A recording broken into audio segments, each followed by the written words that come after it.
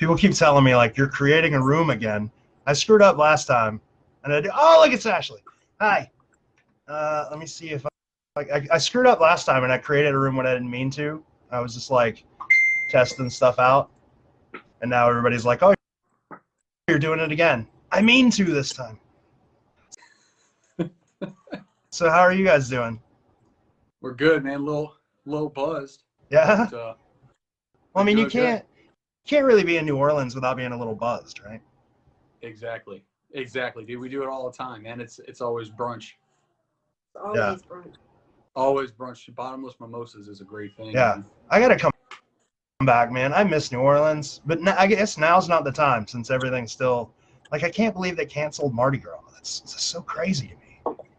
And look, the backlash out in the city has been pretty crazy, dude. But like people have been like decorating their homes as a float and with flowers and beads and all this crazy shit. It's been I guess it shows the spirit of New Orleans that like we don't die no matter what, you know. So, yeah, awesome. I mean, it's cool to at least see like Mardi Gras, at least the whole carnival season. That's the lifeblood of New Orleans, right? Like it feels like the citizens would just perish without that season of events, and at least knowing that they're taking upon themselves to do it privately. It's a nice. Oh yeah, absolutely. It's a nice hat, by the way. Oh hey man, always representing, dude. Always representing. I know if it wasn't like 30 degrees, I would have worn my t-shirt, but I should have got the hoodie. Yeah, Gabby got the hoodie, I think. Those things are cool. Like Brett and Bradley, and there were a couple other people too, thought we shouldn't make those. They were like, they're a little bit too political. Like, well, they're not when you understand them. But whatever. I like them. So anyway. I like them. I love my t-shirt. Yeah. I love my t-shirt. So here's what we're going to do. I figured a while back, I was talking to a couple of people, and we wanted to do things where we talk to community members about just ideas and running through stuff, because there's a whole lot of, like, I don't know, I feel like that's something that's kind of needed, just talking to people, especially in their own cities. So we figured we'd do it live, and then we'd take our audio and we'd mix it up and we'd throw it on a podcast a little later. Is that good with you guys? Cool. Good with me. Good with me. So we're talking about New Orleans, which is a city that I absolutely love. It's like, I don't want to move to New Orleans.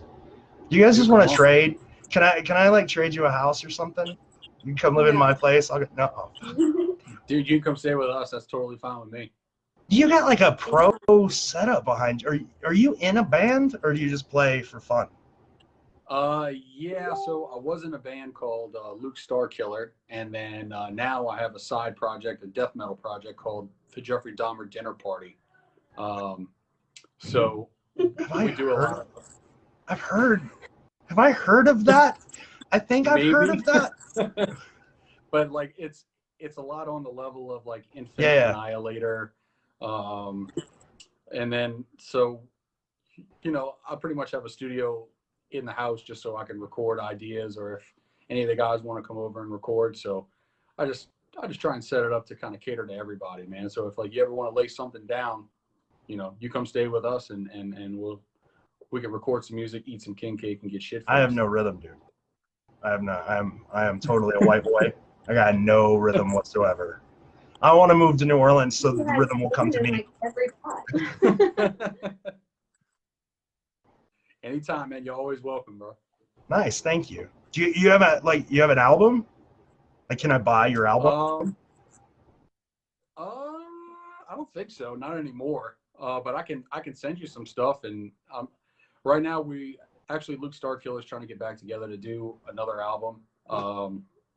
So when that comes out, I can send it your way and you can have fun with that. But we never charge for anything ever. So nice. It's always free, except for like live shows. But like, unless it's like merch, like T-shirts and hats and stuff. But like CDs, we always just kind of gave them out because we wanted to, I guess, get the music out to everybody. It's death metal, man. It's really hard to sell death metal. Like you gotta, it's a really niche market. Unless you're like Behemoth or, you know, something. I love Behemoth. Yeah. So One of my evil. favorite bands. Yeah. So evil. Oh man, but I also like Yanni, and I also Yeah. like Ghost, and I also like Ghost is good. those bands. Yeah. You know. So, I don't get down with you don't Yanni. have to stick- Oh man, Yanni's the shit, dude. So like the first, me and my stepdaughter, one of the things we do together is we go to concerts. We go to like death metal shows, and one of the first ones we went to was Behemoth, Slayer, Anthrax. It was like the top 4 aside from Metallica, and that's that's our thing now. So whatever. Nice, dude. Yeah. So anyway, That's awesome. this has We nothing to played do a with show it. with Scott Ian from Anthrax, and he's like one of the nicest guys you'll Yeah. ever meet, dude. So I definitely respect that band. Oh yeah, absolutely. Yeah. Cool.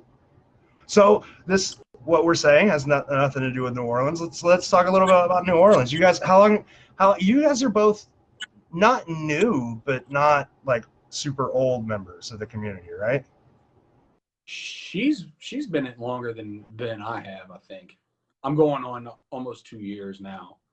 Yeah. I feel like I'm still new, comparatively speaking, to the, to the time that you guys have been doing it. Like, so compare the amount of time that I've been working on it as compared to the time that you've been working on it, I feel definitely still feel new. You're like, no matter the amount of time you've been working on it, you're definitely a contributor. Like one of the difficult things about this puzzle is there's not a lot of people like in the cities who are super willing to help other people.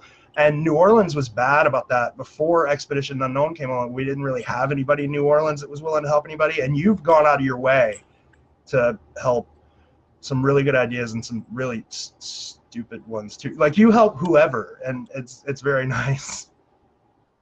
Yeah, I mean we try to, man. I mean, like we're just like everybody else. We want to see it solved no matter who solves it, and if anybody has any spot that needs to get checked or has a theory or something, Ashley and I are always available. If just whoever's listening out there, like please feel free to contact us. Like we've seen some great ideas, and we've seen some terrible ones just like you, but no matter what, I mean, no one knows what's right, what's wrong, so we'll always definitely go and look and make a point to try and improve your theory, right or wrong. So like personally, where are you guys looking? What do you guys like in New Orleans? So me and Brody kind of found common ground in City Park. We both like Storyland a lot, but I think we're both similar in that we're not married to it. So absolutely, we are 100% willing to entertain anyone's idea, theory, hunch, no matter where it's located. And I think that's kind of why we work so well together, because we can go anywhere and we can accept anybody's ideas and kind of run with it. But I think we both found common ground in Storyland and City Park. Yeah, for sure. So Storyland. Go ahead. I'm sorry. I'm definitely pro Storyland. That's like my number 1 spot. But my number 2 spot, I know that there's a lot of Lafayette Square, maybe Duncan Plaza people, but I'm more into the West End side. That would be the location where those like jeweled streets would be. And I can kind of dive into that a little bit later as well as to why I think that might be a good spot. But it's definitely Storyland or West End Park for me. For sure. Yeah. So I was always like a huge, as everybody knows, Lafayette Square kind of dude. Like Gallier Hall to me was always perfect until, and credit to Ashley. I believe it was Ashley, and it was somebody else's post that made me look at the image in a completely different way than people had looked at it before, and sort of interpret the things in a different way than has ever been interpreted before. And that threw me into Storyland, and I've been hardcore into Storyland since then. Now I didn't ask, so I'm not sure if you're comfortable talking about the way that image is looked at. That's up to you. Yeah. I mean, I'm open to discuss anything. So I want to just touch back on Lafayette Square, because Me and my husband have actually probed Lafayette Square, if that's okay to say, but I'll get so I guess. we've probed every inch of Lafayette Square. Not every inch, but a lot of it. And we usually have gone at night, and because I'm not sure if everyone's familiar, but it's kind of like a center where the homeless within the CBD kind of go to sleep. Yeah. Which I think has lent itself to that line, rest, to lay their heads for a night. We've actually, had to ask people who were sleeping in the spot they sleep at every night, hey, can you move for a second? We want to stick a big pole in the ground where you're sleeping. Here's $20. Can you watch and make sure no one's coming? And they were very happy to help us. But, I think that when we were out there, it felt very, I don't know what the word is, open, very open and very like if you're standing there, like people can see everything you're doing. Like there's no way to hide yourself. And I think that was kind of a difficult point for me to kind of wrap my head around, as far as, if I were Byron, if I were here digging a treasure or trying to conceal myself, would this be the place I would want to be doing that? And not to say that he wasn't or he didn't. It was just kind of made me pause for a second. So, yeah. Yeah, I mean, even in 1982, he would have to choose places where it's kind of discreet, right? You can't just dig out in the middle of the lawn. Yeah, there's the federal building surrounding you. What was City Hall at back in the day. They're all government buildings. Yeah. So, and there's a lot of traffic right there on the front of Gallier Hall. Not to say again that it couldn't happen, but it would have been hard. It would have been difficult. Yeah. And that's kind of a difficult thing to see from Google Maps. You can't really appreciate it from Google Maps. Yeah, it is. So. Number one, super, super open. Number two, there really are a lot of homeless people there. Like, I was surprised. The first time we went to New Orleans, we went directly to Gallery Hall. It was like 3:00 in the morning, and homeless people everywhere. Like Well, and did you see all the rats? Yeah, lots of rats. Everywhere. So welcome to New Orleans. Welcome to New Orleans. And then we spent 6 hours in that park in the middle of the night, surrounded by homeless people and rats, digging up Gallier Hall. That was crazy. But I don't know. Like back in the day, we do know that there were a bunch of trees, but there weren't that many. It wasn't like a canopy of trees. Didn't the park have a bunch of trees, basically all on 3 of 4 sides of it? But it wasn't like a canopy. It wasn't enough to hide you. Right. And then too, sorry, but like you were saying, I know that you touched on this in your podcast when you did your podcast on New Orleans. While there wasn't a lot of water damage from Katrina, there was a great amount of wind damage. And nearly all of the shrubbery, all the flower beds were replaced and redone on the Lafayette Square side. As far as I can't speak to the side on Gallier Hall, but I can speak to the flower beds and the foliage on the Lafayette Square side. That was all dug up, all redone. So, not to say that if it was there, should we just abandon that idea because it was redone, or should we move on? It's just a point to kind of take in that it was re-landscaped. Even without Katrina on the Gallier Hall side of it, if you go to Gallier Hall where the podcast dug and you look just in the road, I think, oh God, it's not in St. Charles. It's on the road that is on Lafayette Street. If you look on Lafayette Street, there's a giant thing that looks like a manhole cover that's not. It's a plaque for that entire area's redesign in like late 83 or something like that. So right around the time something would have been buried, the entire area was redone. The streets, the sidewalks, everything. So if it was there or if it was in Lafayette Square, is it still there? Like, who knows?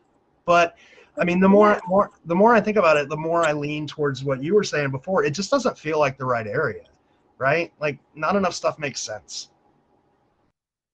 Yeah, I agree. I've never been one to ever go search there or look there. I just see more evidence at different places. Yeah. And I'm definitely one that when I first started, I was like very, very, very much pro Jackson Square. I was standing in Jackson Square looking at every single little thing. But the longer that I've been involved with the puzzle, the more I've seen in different places. And I know that Jackson Square is like a super popular place. But I just can't see Byron really putting it someplace where you would get thrown in jail if you were caught digging. That's just my personal opinion. Like I said, I know it's a popular theory, but I just think it's way, way, way too dangerous When we were talking about this, I don't know if you know, but Brody really likes bottomless mimosas. So do I. So yeah, we usually start off all of our jam sessions with bottomless mimosas, and we were talking about how it kind of just feels like you're in the church's front yard. It really does. Would you go there, dig there, feeling like it's church property? I don't know. That's kind of a question for the puzzle maker, but I kind of would lean to no. In addition to that, like, I've been to New Orleans a lot, and I've been to Jackson Square a lot in the middle of the night. I've never been to Jackson Square and that place be empty. I've never been where it just didn't have a crap load of people, in it. There's no way to be alone. It's heavily policed, and it has been.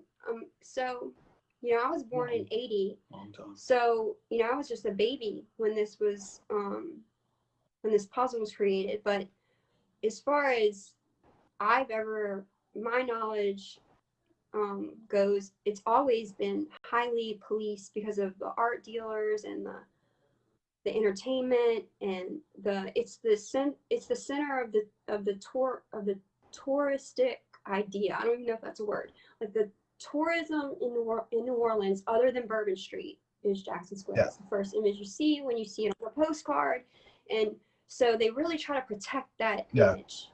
And I've never been there and not seen a million police on some level. So, that's another. I know a lot of people really like Jackson Square, and I would never say it's definitely not there. It's just personally, the visits and the times out there, it just doesn't feel like it would be. And then, as opposed to that, City Park is a huge park that tourists don't necessarily go to City Park. There's a lot of places to hide in City Park. There's a decent amount of privacy. The Storyland area specifically, there's a whole lot of privacy, or at least there was in the early '80s. It's a completely different world out there. It's not. I mean, it's New Orleans, but it's not the New Orleans you're used to once you get into City Park.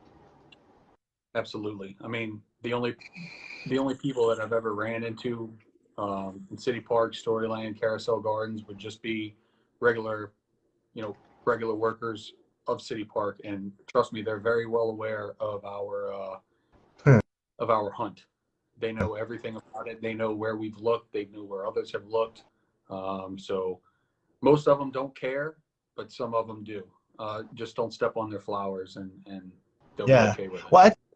Well, I think didn't somebody say the Storyland people were pretty helpful? If you went to them first, if you talked to them first, they were fairly helpful. Is the City Park workers not like that? Very helpful. Storyland, the workers really didn't care. But like the gardeners and all that keep up the park's landscaping, they're totally cool with everything that we're doing, but they just don't want you stepping on or I guess, destroying the work that they work so Yeah. hard to do. So just try not to destroy their stuff, and they have no problem with it. But they're very well aware of our existence. Very, very well aware. And City Park, like unlike Lafayette Square and Jackson Square, I believe is not under the purview of the Parks Department in the same way. I believe is it privately owned, or it's owned by the city as compared to the Parks Department. So it's a different group of people that run it, different set of rules. And like Lafayette Square and the wind damage, Storyland and City Park took on a lot of damage from Katrina. It's kind of the conundrum that is New Orleans. It's so, I like to call it, it's like amorphous. It's like you can't hold it in your hands. You can't really, there's no real form to it. It's so dynamic. It changes, you know, daily, yearly, you know, depending on the storm. So New Orleans is, I feel, kind of distinct in that aspect. So it changes so frequently and so easily that it's really hard to, you know, track back history. Yeah. So you can track back history to the 80s, but then you've had all these events since then that have changed the landscape. It's changed the geography. You know, Mother Nature just kind of is our queen here, and it kind of is, it rules. So we kind of have to move with that and let it flow. But, you know, even though we're both pretty much set on City Park, one of the only issues that I have with the area, whenever you compare it to the last 3 puzzles that have been solved, you know, there's really no type of, like, okay, you know, Chicago was found in Grant Park, Cleveland found inside of the Greek Cultural Gardens, Boston found on the North End. You have that immigration link there to those specific parks. I can't find that quote unquote French link to City Park. So, you know, are all the puzzles the same? I don't know. But you open up a. Go ahead. Sorry. No, I've been trying to kind of take him from City Park, which is kind of, you know, where I had a lot of my time and effort, and saw so many visual matches and burst matches there, and bring him over to Audubon, which is very similar. It's also on the St. Charles streetcar line, has a mirror, the fountain that's in Storyland. They have the same exact fountain in Audubon. So I'm trying to take him there next as like our backup spot. And he said he's willing to go there with me, so we'll see. Yep. I don't know much about Audubon Park. That's not somewhere I've ever looked at, I don't think. So what leads you to Audubon Park? Other than, I mean, is there anything specific? Is there anything like really good that you want to share about Audubon Park?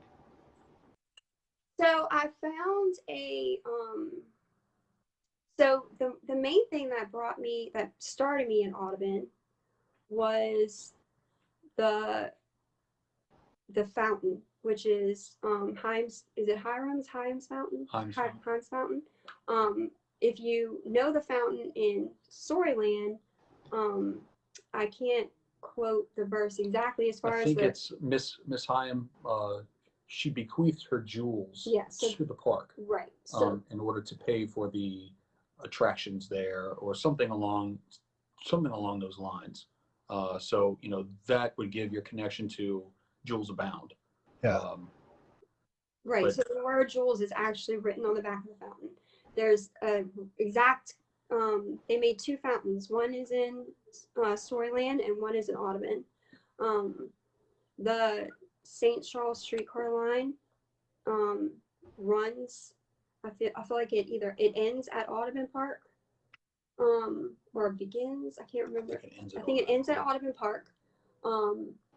There was a visual, a fountain there by the Sea Line exhibit, that was kind of similar in the visual match that you get when you look at Lafayette Square and the Madonna statue and the boy. So there was a fountain there. It's no longer there. That kind of has the same visual representation of that. There's also Pop's Bandstand, which kind of lent me in my thinking to the Sounds of Friends. And there's actually, if you stand at Pop's Bandstand and you walk back towards the fountain, there's 15 rows of trees. And if you count the trees, even though there's 15 rows, there's actually 21 trees. But that's kind of the extent to where I've been with Audubon. I know some people have really dove deep into Audubon and have a lot more information, history than I can give you right now, but it's kind of a backup spot. Everybody has a backup, so that's kind of a backup spot. Yeah. But like Brody always tells me, he's like, the flowers always bring me back to Storyland. It's those damn flowers, man. There's nothing that's more perfect match than those flowers in Storyland. And it sort of ties into the Sound of the Friends, because those flowers, like they're what, megaphones kind of. You talk into one, and then the other side you can hear yourself out of the other, or you can talk to your friends through them or whatever. But there's no more perfect match than that. That's like the leg eater statue. It's just a perfect match. Right. Exactly. Absolutely. And when it comes to Sounds of Friends fills the afternoon hours.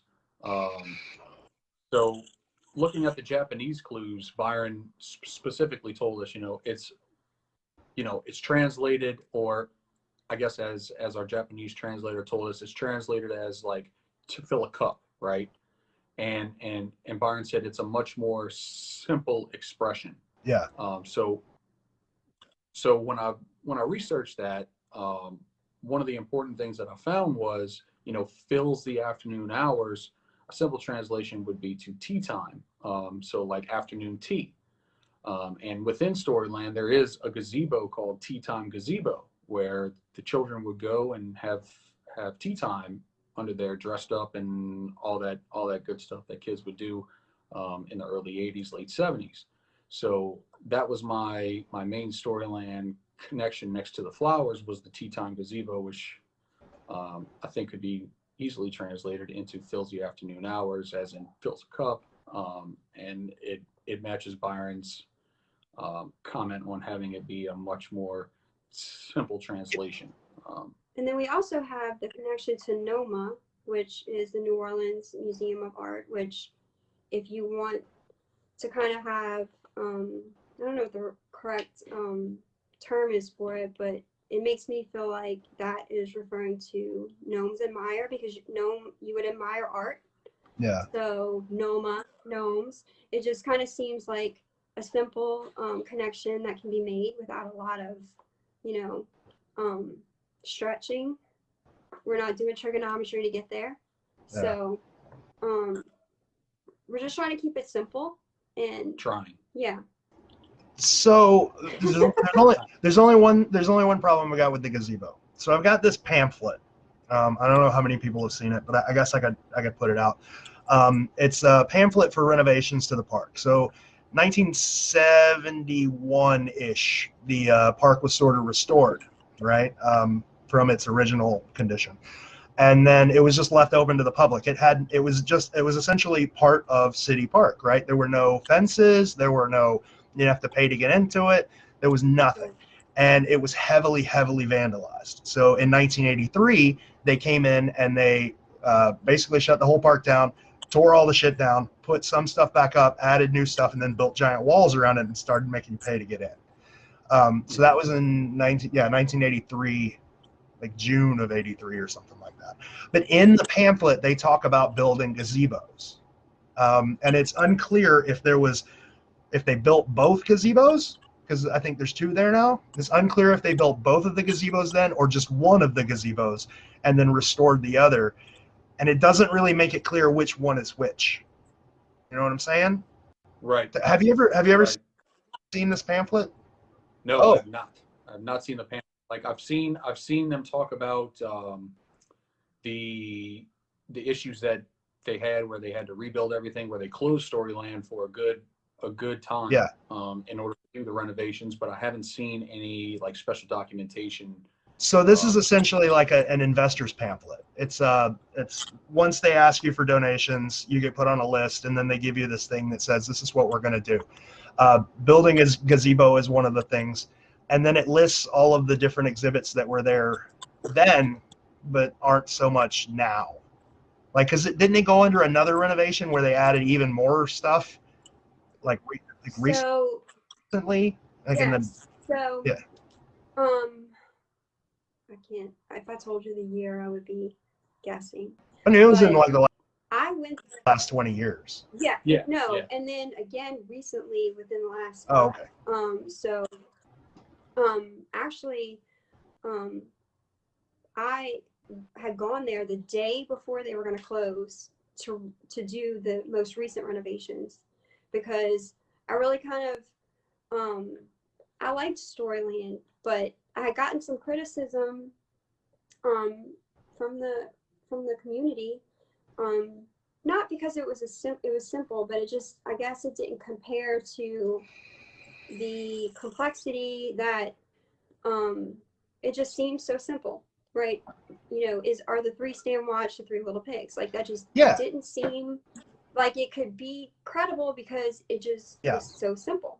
And I went with another member of the community that I had met, Tisha Sepulveda, and we went and just took pictures because we knew that they were going to close it that day or the next day to do another set of renovations. And I just didn't want to lose whatever we had. And so, yeah, and Brody and I went back. When did we go back? About a month ago. About a month ago, and a lot of stuff was moved. They've done a lot within the little area. They've laid some like cork. They've laid some cork down in front of the pigs, in front of the dragon slide, in front of almost everything. So I mean, it's I had to keep him from not probing through the cork. Yeah. But I did keep him from vandalizing the park. So he wanted to. But. So here, let me do this for you, because I've got this report that apparently you guys haven't seen. So let me read you at least the names of the exhibits that were built, that existed in 1983. So I don't know which of these were added, because it does say that they're adding a couple of exhibits, and there's 25 total. And this will kind of help Ashley with her three stand watch with the three little pigs. Yeah. So, and I'll go in order because they're all numbered, right? They're number 1, 2, 3, 4, 5, whatever. And then once you go to the exhibit, they had a number in front of them. Like if you went, number 1 was Peter Pan. If you went to Peter Pan, it had a number 1 in it. So it was Peter Pan, a gazebo, 3 billy goats gruff, a castle with Jack and the Beanstalk, Rapunzel, and a puppet show pavilion. The Little Mermaid, The Ugly Duckling, Hansel and Gretel, Pinocchio, Puss in Boots, Cinderella, Snow White, a dragon, a teepee, Paul Bunyan, Peter Rabbit, Little Miss Muffet, who was kind of at the center of everything, Crooked Man, Jack Be Nimble, another castle with 4 and 20 blackbirds, and Old King Cole, Mary Had a Little Lamb, Old Woman Who Lived in a Shoe, Jack and Jill, Cow Jumping Over the Moon, a black folktale exhibit, and then Peter the Wolf. So that's what was there. If you'll notice, no 3 Little Pigs. Okay. 3 Little Pigs was later. But there was 3 Billy Goats Gruff, who are also standing watch. So I don't think it's there anymore. It's not there anymore. No. Yeah. So that was there's a bridge right next to the big castle, and that was 3 Billy Goats Gruff back in the day. Yeah. But you did say Miss Muffet, right? Yeah, Little Miss Muffet. Little Miss Muffet's been there since the 50s. And I think she's been in the exact same spot. She's like right across from where 3 Little Pigs are now, right? She is directly in front of the dragon slide. Okay. All right. She's like right in front. She used to sit in between the 2 flowers. Gotcha. I remember reading a while back that she's been redone, but she's never been moved. She's always been in the same spot. But that was the thing for me. Like, I liked the Three Little Pigs for 3-stand watch. I once saw a thing which was like a Alice in Wonderland kind of thing, and it had the cards, the hearts, and it was the Three of Hearts. But I don't know. I guess that's new as well. Like, that made sense to me for 3-stand watch. The number 3 on a card, standing watch, literally. Right. I don't know. Yeah. I'm definitely big into Storyland for sure. But most of the larger exhibits haven't moved at all, according to the gardener. Now, Yeah. So I don't know what other little ones were there if Byron was there. But those flowers are what's keeping me there. If those flowers weren't there, then I probably would have moved on by now. But just like you said, I mean, there's next to the leg eater. Those are perfect. Man, those flowers are hard to deny. And then if you want to even go back further, then you can.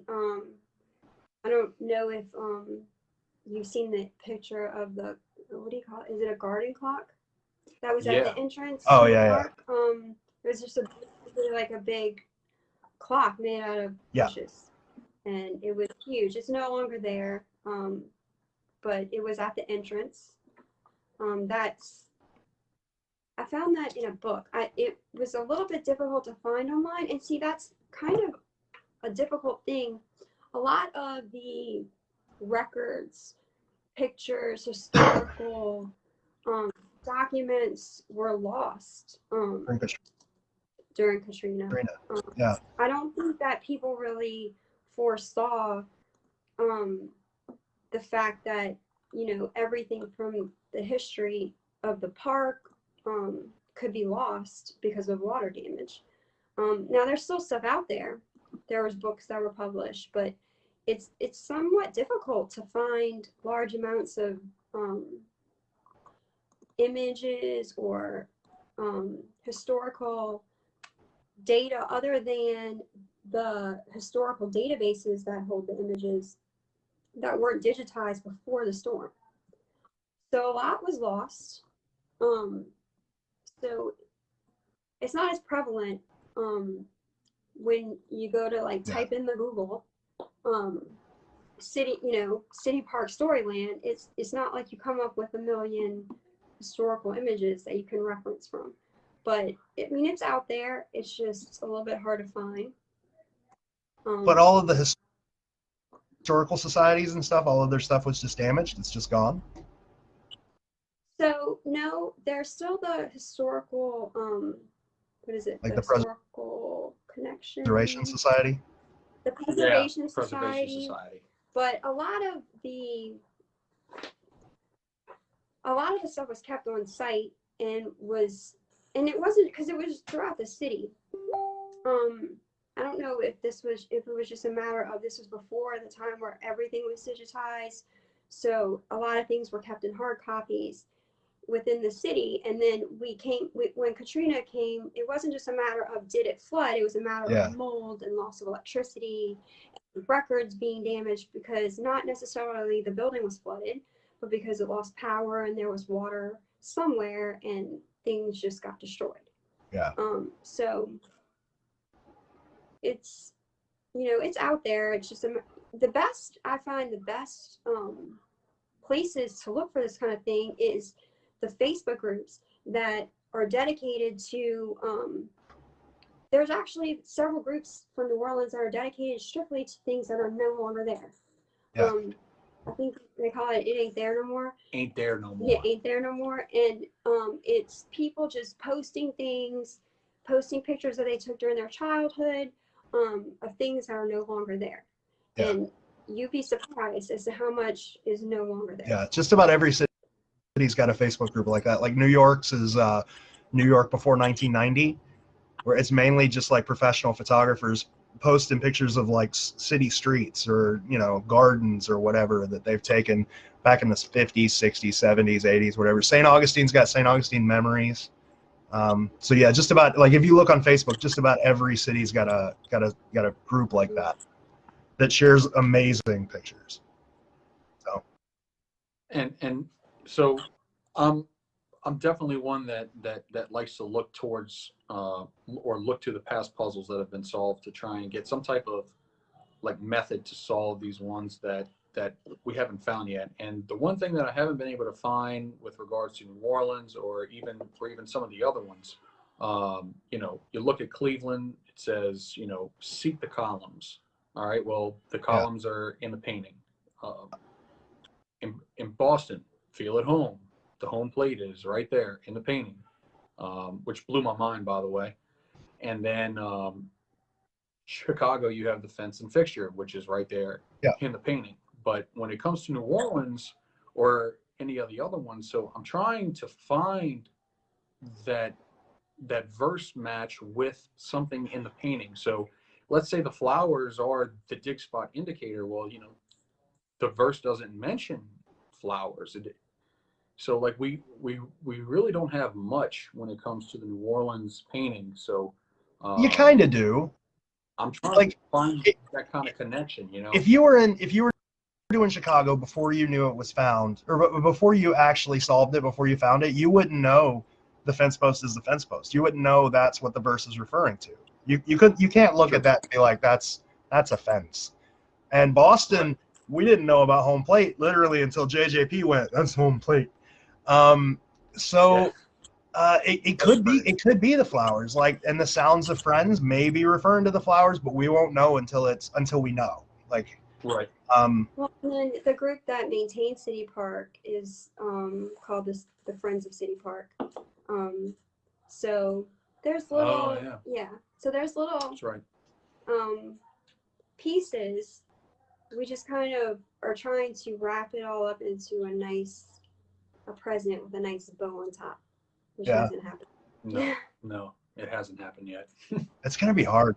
But like, well, it is, and so I won't speak to the individual, but Brody, like you said, me and Brody will go out any day of the week, rain or shine. This was actually a night that was raining, and we'll, go and walk with you through your theory and give you whatever support we can give to help you see that theory through.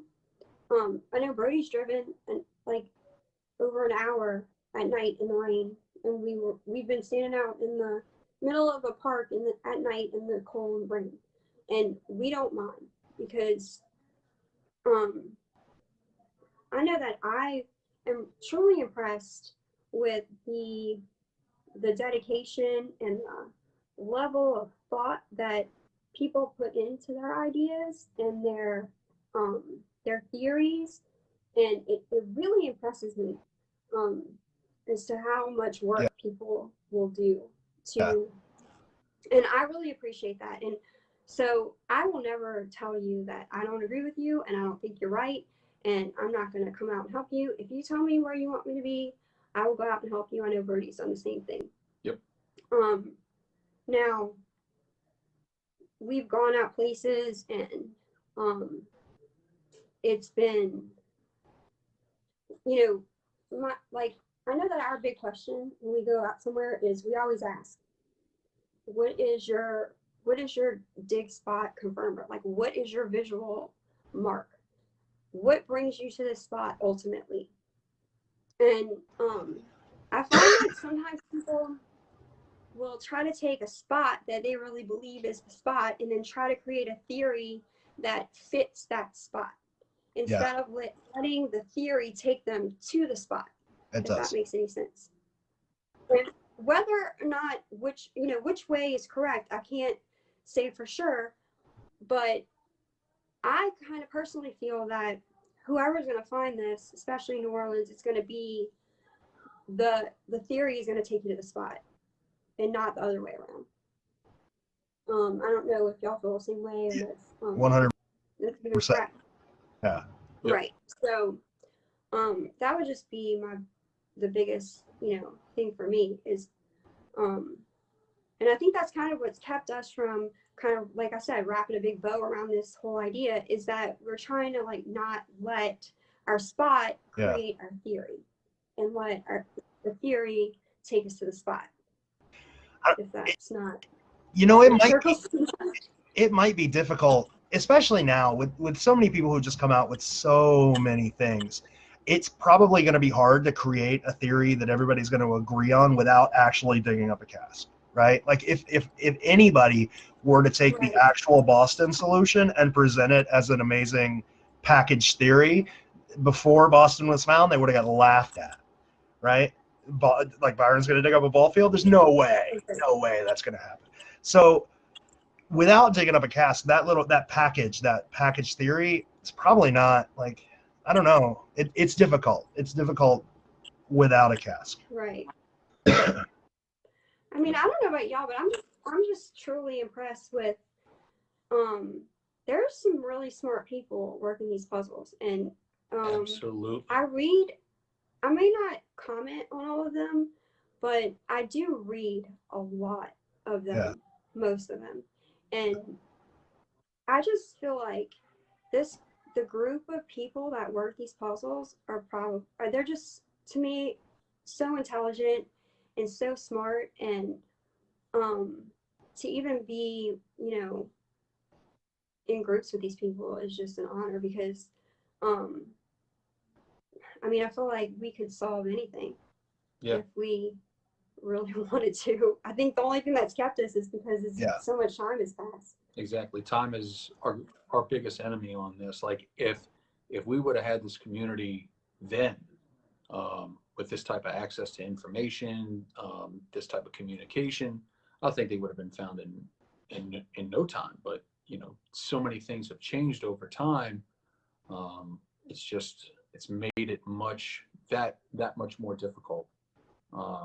And just to piggyback off what Ashley said, man, we have got some like incredibly smart, unbelievable people in this group of ours, man. I mean, I've seen some like fantastic theories, and I've met some fantastic people. And whether you find a Casques or not, man, look, everybody should be proud of themselves for even taking on this endeavor, because it is, it's still considered one of the most difficult puzzles there is. And the fact that anybody's taking it on, man, you deserve a pat on the back. Absolutely.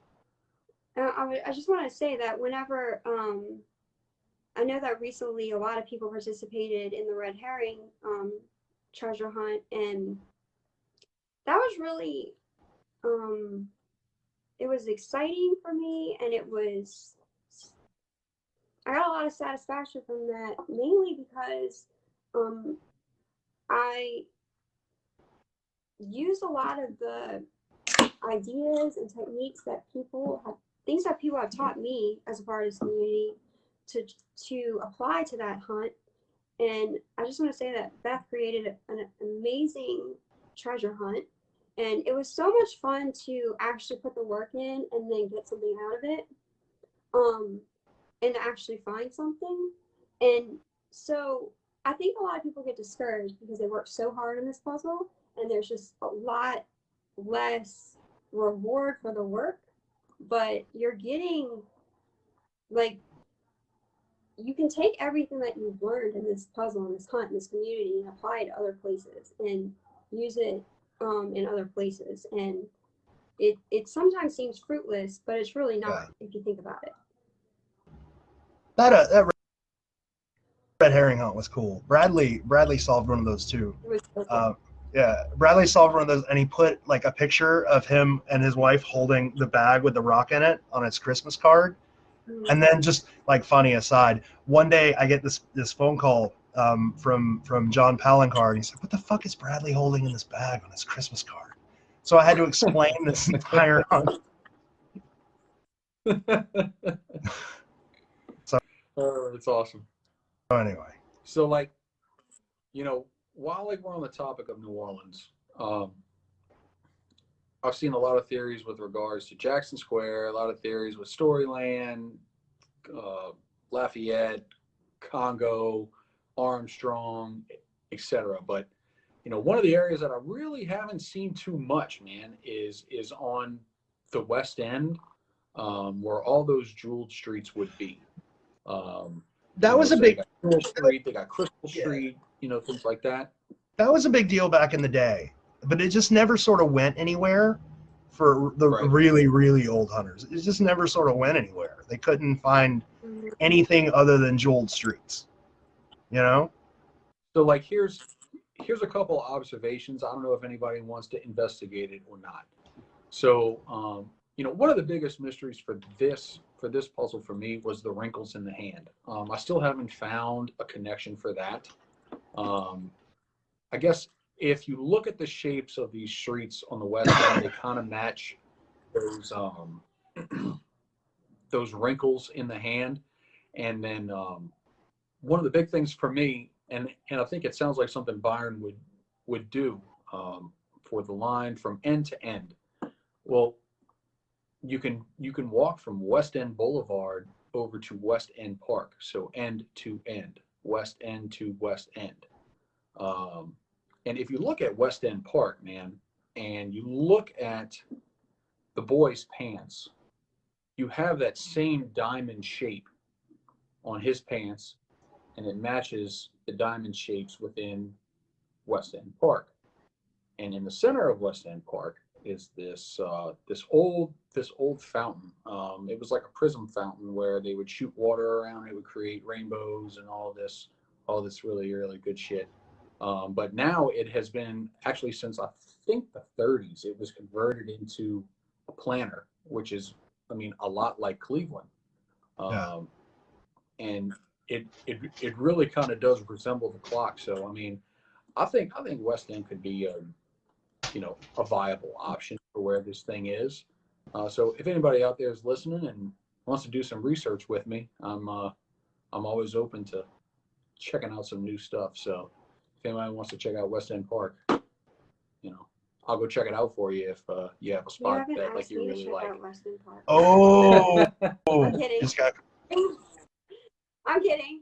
No, we talk about West End Park. It's actually adjacent to the land that City Park's on, so it's kind of in our wheelhouse.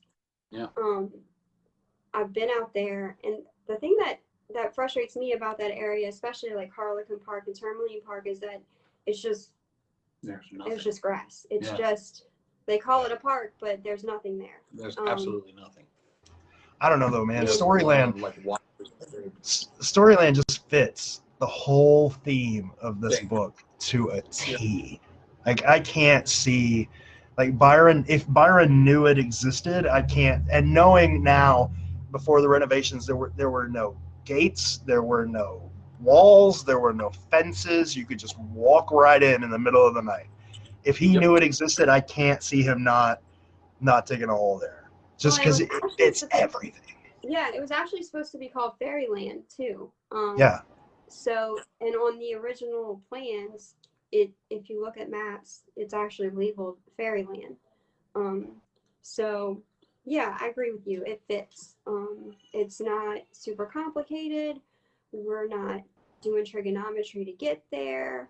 We're not taking an 8-mile hike, through 6 neighborhoods. It's just very compact and neat.